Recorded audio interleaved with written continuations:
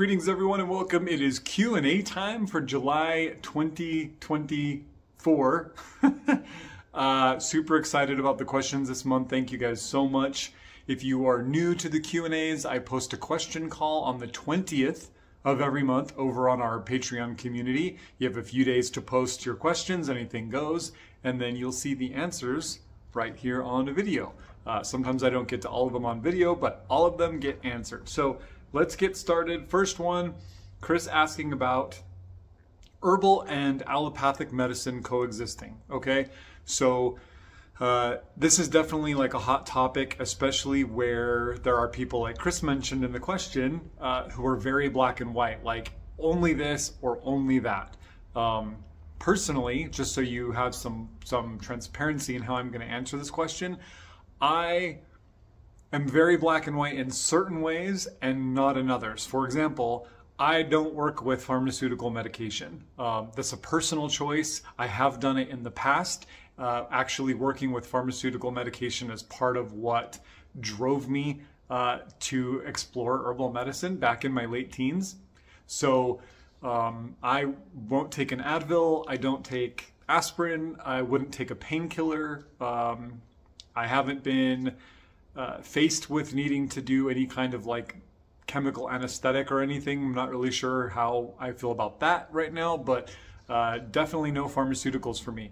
However, when it comes to emergency medicine and diagnostic tools, I think that allopathic medicine excels there, right? We have the ability to look inside people's bodies with x-rays and CAT scans. We have blood work, we have urine work, right? We have these abilities to see what's going on inside of people in a very non-invasive way, which I very much appreciate. I think medicine should be as non-invasive and non-harmful as possible. So when it comes to diagnostic work, I send my clients to naturopaths to get blood work done, to get a thyroid checked, to get, a tissue biopsy. I have no problem with any of that, and I think that's one of the ways that allopathic medicine really excels. I also think about emergency care, right? A broken bone, somebody's bleeding out, somebody's had a stroke or a heart attack. There are protocols in place that really can save people's lives, especially if you don't have access to a really, really competent herbalist who could respond to some of those emergency situations with herbs, right? Basically, if you're not within spitting distance of an incredible herbalist who can not only respond to the emergency itself, but also continue to treat the person as their body heals and responds and things get worse or get better. So my big problem with allopathic medicine, with the medicinal industrial complex, really comes down to how people are treated and mistreated and big pharma, right? It comes down to the fact that the profit in that system comes from keeping people sick, not making people well. There's no reward for the massive, pretty much unchecked corporations that own big pharma to heal people. There's nothing in it for them other than losing a customer, right? So I just see patterns over and over again of the system keeping people down. And I have a problem with that. So, that's it. So herbal medicine is always going to be my first choice. Body work, acupuncture, anything that's non-invasive and honors the whole person and has a vested interest in getting me well and keeping me well. And I will say too that herbal medicine really shines as a preventative. Stay healthy, nourish the self, stay strong and resilient so that we don't get sick, or that when we do, we recover, more efficiently and we don't have to resort to things like surgeries and tons of downtime and all of that. So hopefully that's helpful. Chris also asked about glycerin tinctures versus alcohol tinctures. I will give glycerites to people. I don't make them anymore, and I won't, not for any amount of money. I think would I make a glycerite, they're just too messy and too sticky, and I have a way that I like to build tinctures that results in a finished remedy that is exceptional, and I can't duplicate that with glycerites. So when I give somebody a glycerite, maybe they are in recovery and don't want even a single drop of alcohol. I worked with a patient not too long ago that had a ignition lock on their car put in and never really knew when it was going to ding. So even the amount of alcohol in a tincture could have probably been problematic. So I'll reference them to other people. Herb Farm makes a whole range of simples. Sometimes it runs a little more expensive because we have to buy now 5 simple tinctures, glycerites, and mix them together. It is what it is, right? My issue too, besides just how hard they are to make, they go bad. They have a shelf life, which alcohol tinctures do not when they're properly made. They don't dose as potently, so it's very hard to drop dose a glycerite. You really need that alcohol tincture or just a tea to taste the plant, right? Glycerite's so sweet that I feel like it interferes with the drop dosing in our journey work, our plant spirit work. And the bottles get really sticky. Sometimes the tops won't ever come off because they've been put on and there's a little glycerin on the threads, and so if you got to do it. Keep in mind that most tinctures are made with a base alcohol of about 35% alcohol by volume, vodka, right? 80 proof alcohol. And that you're only taking 30 to 40 drops, if that's a big therapeutic dose, 30, 40, 45 drops.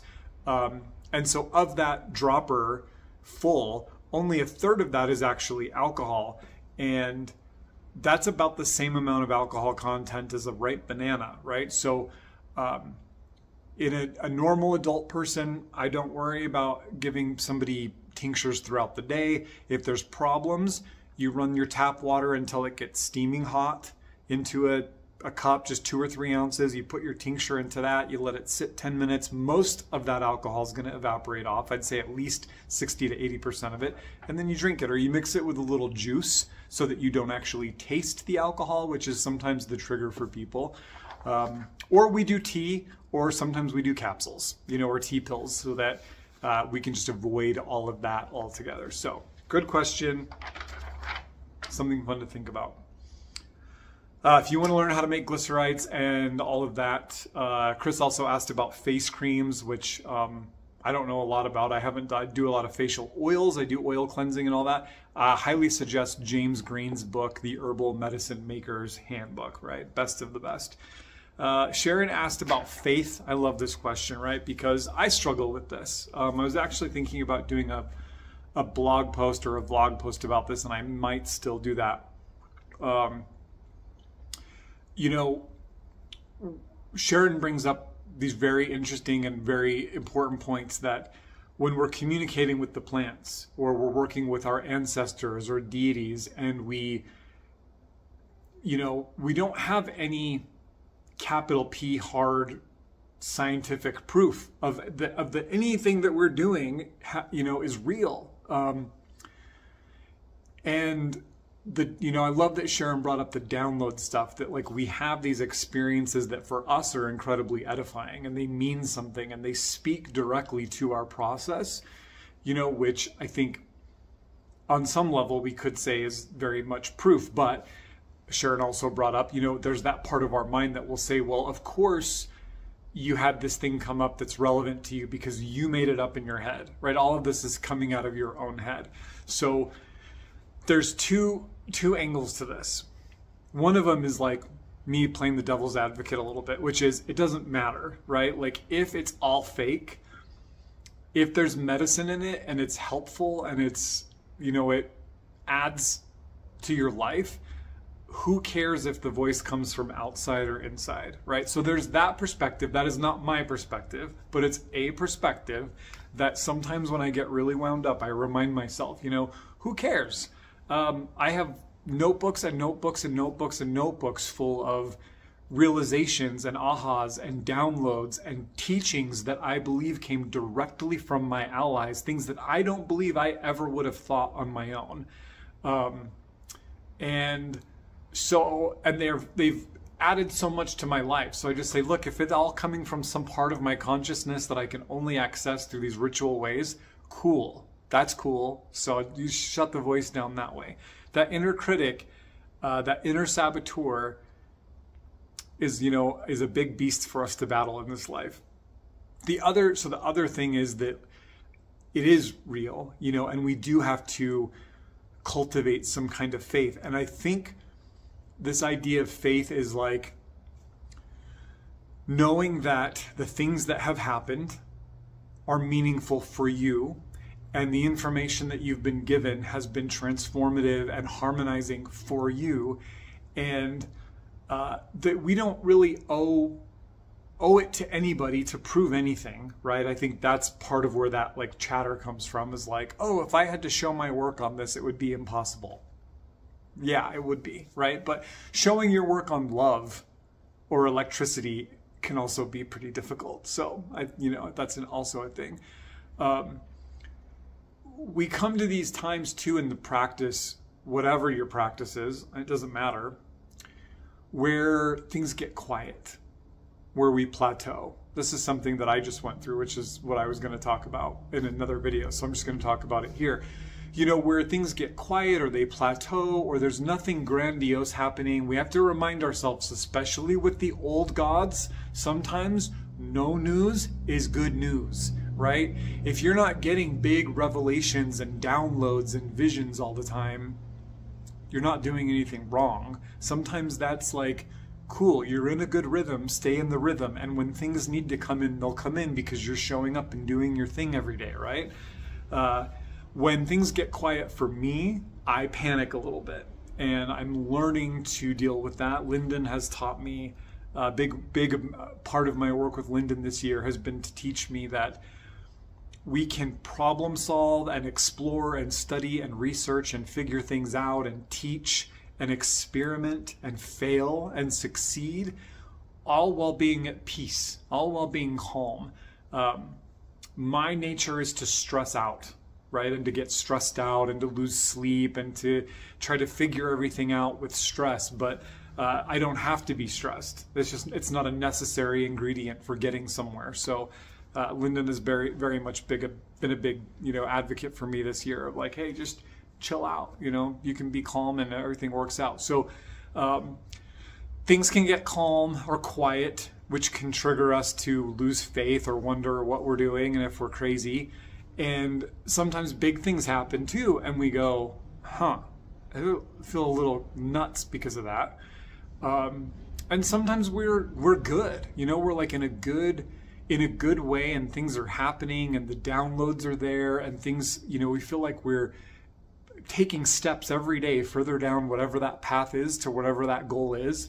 But we'll still feel like very second guessing, And so I don't really have the medicine for that, other than, sometimes the right response to the inner saboteur, the inner critic, is who cares, right? Like that attitude is so disarming to that part of our brain.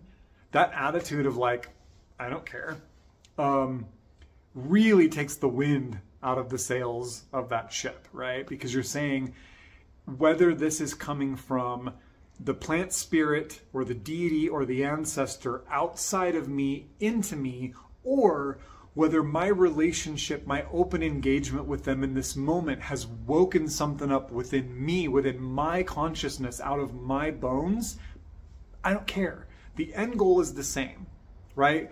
Whether the pill is real medicine or placebo, the healing still happens. So, sometimes I just try to get flippant with it. I'm like, I don't care. It doesn't matter. I just say, so what?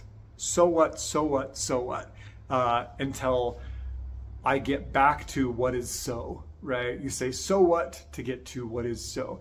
And, the other thing is, go through your experiences, go through your notes, especially when you're really down in the dumps, when the faith is not there and you're really second guessing yourself.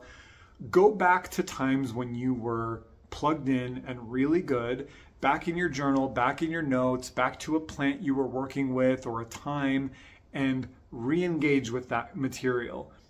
And it reminds you, whoa, like I'm very, very fortunate. Like some really cool things have flown, like, you know, come through the hedge towards me. And that's so amazing. So great question, layers upon layers. Maybe what I'll do too is do a little note to turn this into a Friday class at some point. I have done a class maybe in the last few months or so about faith. There's a class on the YouTube. I think if you just go to the channel and search for faith, it'll come up, because it's a real thing. We all feel it, right? Even me.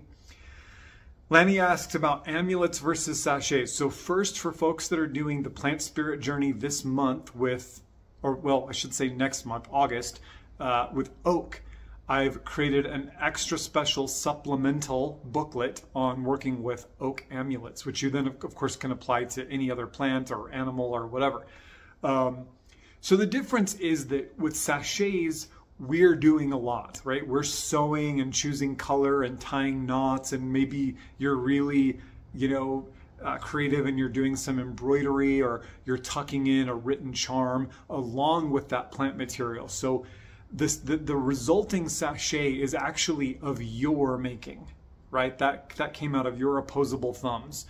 So sachets and talismans are made, they're crafted by human ingenuity, right? Which is awesome, and the plant spirits love that, as do the good folk, the gods, the ancestors, because we're mingling our magic with theirs, and that creative flow is a big part of the human magic, right? Amulets, on the other hand, need no work done. They are complete in and of themselves. So an example would be, you know, maybe you work with oak and you find this beautiful acorn. That is an amulet, right? You didn't have to do anything or make anything. You can pick that materia up as is and tuck it in your pocket, or, you know, string it around your neck or whatever, set it on an altar. And that materia is the magic, right? It holds the presence of the plant. It acts as a meeting point, a liminal point, a spirit house for the wholeness of the oak spirit.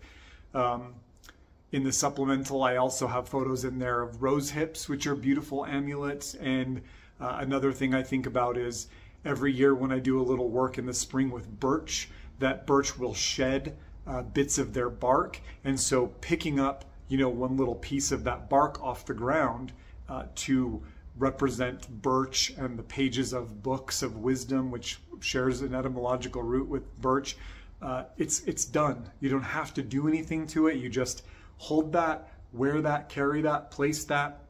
It's done. So amulets are ready to go as is, gift from the plants, gift from the animals, whatever. They need no addition. And then if you start putting your magic into it and sewing them up or painting them or whatever, then they become talismans or sachets or herb bundles or whatever. You know, and ultimately, we pretty much work with them the same way. There's just something so special about, you know, sitting with the tree. The other day I was sitting under this big stand of cottonwood, and if you don't have cottonwood where you live, they are massive. They are probably the tallest tree where I live, just dizzyingly tall, right? And as I was sitting there, this perfect little cottonwood leaf just kind of came drifting down and landed right in front of me, and as is, right? Put that leaf in my pocket and carried that blessing with me. And there's something so amazing about receiving a physical gift like that and having to do nothing to it, but just like picking it up and receiving it as it was given, right? But again, that next step of going into that talismanic or sachet space, you know, I love those. It's probably my preferred way of working with plants, right? It's to just hang out with their form, right? How they show up. So let's wrap it up there, just shy of 20 minutes. Thank you guys so much for all of your incredible questions over on the Patreon. Looking forward to our monthly plant spirit journeys, our monthly advanced classes, our upcoming courses. So much going on over there all the time. And please keep your eye out for next month's question call. Again, it's on the 20th of every month. All 3 tiers can participate. Put your questions, and you're of course always welcome to reach out to me directly I love talking about this stuff, so feel free to drop me a line. All right, see you guys. Take care.